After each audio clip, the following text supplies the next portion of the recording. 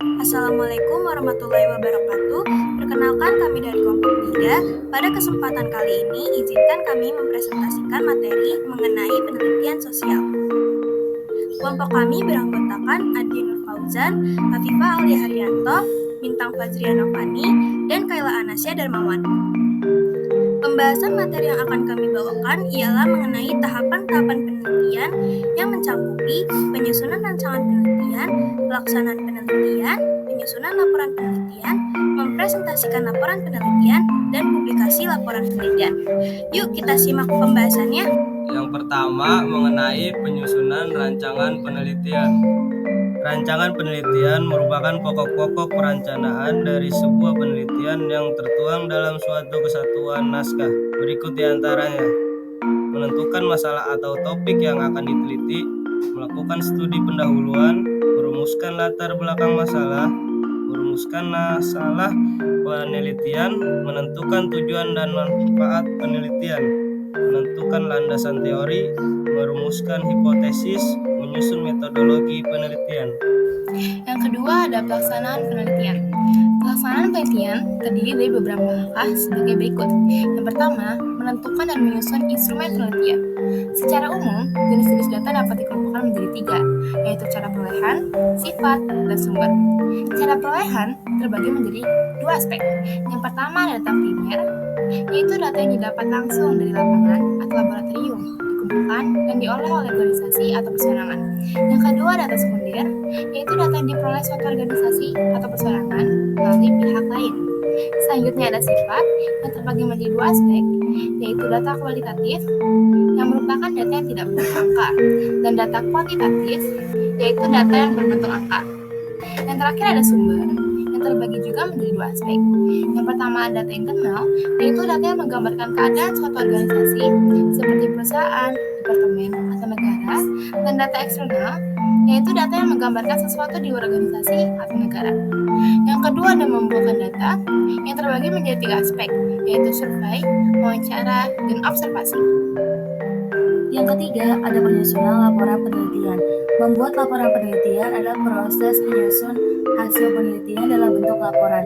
Seorang peneliti dituntut untuk membuat laporan penelitiannya agar hasil penelitiannya dapat diketahui orang lain.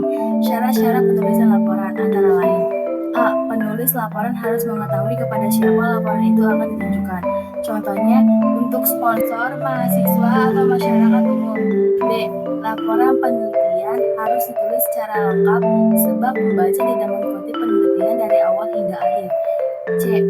Dalam mengemukakan hasil penelitian, peneliti harus menggunakan bahasa yang komunikatif agar mudah dipahami pembaca. D. Laporan penelitian merupakan elemen penting dalam proses kemajuan ilmu pengetahuan.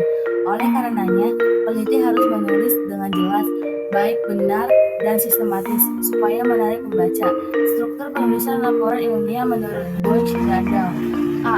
Bagian pendahuluan preliminary materials. Peneliti menjelaskan sistematika penulis agar pembaca dapat diajak mempelajari garis besar isi laporan. Bagian ini terdiri atas beberapa subjudul. 1. Halaman judul. Mencantumkan judul penelitian, penyusun, nama lembaga, nama tempat, dan 2 tahun penyusunan. Kata pengantar. Diuraikan tujuan penelitiannya, masalah yang dihadapi, siapa yang memberi sponsor, dan ucapan terima kasih kepada pihak yang telah memberikan bantuan. Daftar isi. Tiap-tiap bab atau subbab dicantumkan dengan jelas sesuai dengan urutan dalam nomor halamannya. Demikian pula lampiran-lampiran, daftar tabel, gambar, dan grafik. Memuat judul-judul, tabel, gambar, atau grafik yang ada dalam laporan tersebut. B. Isi laporan atau body of paper. Yang pertama yaitu bab pendahuluan. Bagian ini terdiri atas latar belakang masalah, identifikasi masalah, pembatasan masalah, perumusan masalah, tujuan penelitian secara umum, dan kegunaan penelitian. Yang kedua yaitu bab kerangka teoretis atau tinjauan pustaka. Bab ini berisi pengkajian teori yang dipergunakan, pembahasan penelitian, penyusunan kerangka berpikir, dan perumusan hipotesis. Yang ketiga yaitu bab metodologi penelitian. Bab ini menerangkan tentang tujuan penelitian secara operasional, tempat dan waktu penelitian, metode penelitian, pendekatan penelitian, dan jenis penelitian. Metodologi penelitian biasanya telah disajikan dalam rancangan penelitian. Yang keempat yaitu bab hasil penelitian dan pembahasan. Bab ini merupakan inti laporan penelitian yang ingin diketahui oleh pembaca. Yang kelima yaitu bab kesimpulan dan saran. Bagian ini berisi deskripsi singkat mengenai masalah hipotesis dan hasil penelitian, kesimpulan penelitian dari seluruh aspek tersebut, serta pengajuan saran. C. Bagian penutup. Yang pertama yaitu ada daftar pustaka. Pada bagian ini disebutkan semua buku sumber yang dipergunakan sebagai penunjang dalam penulisan dan pelaksanaan penelitian. Yang kedua yaitu lampiran. Lampiran memuat hal-hal yang perlu diketahui pembaca, meliputi format kuesioner, wawancara, atau pengamatan, dan dokumen penting, seperti foto atau naskah tertentu. Yang ketiga yaitu indeks. Bagian ini berisi daftar kata, istilah, atau nama yang ada di dalam laporan. Indeks biasanya disusun menurut abjad. Yang keempat, ada mempresentasikan laporan penelitian. Sebelum menyajikan sebuah presentasi, terlebih dahulu harus menyiapkan beberapa hal. Di antaranya, mengetahui tujuan presentasi, mengetahui waktu yang disediakan, menjaga mental agar tidak gugup saat presentasi, dan memeriksa lokasi dan peralatan presentasi. Yang terakhir yaitu publikasi laporan penelitian. Publikasi laporan hasil penelitian dapat dilakukan melalui berbagai media, yaitu media cetak dan media elektronik. Media cetak antara lain buku, koran, majalah, dan jurnal ilmiah. Adapun media elektronik antara lain radio, TV, dan internet. Beberapa etika penelitian sebagai berikut. Yang kesatu, menjaga privasi subjek penelitian dengan tidak mempublikasikan informasi pribadi dan rahasia. Yang kedua, data dan hasil analisis penelitian dipublikasikan dengan jujur.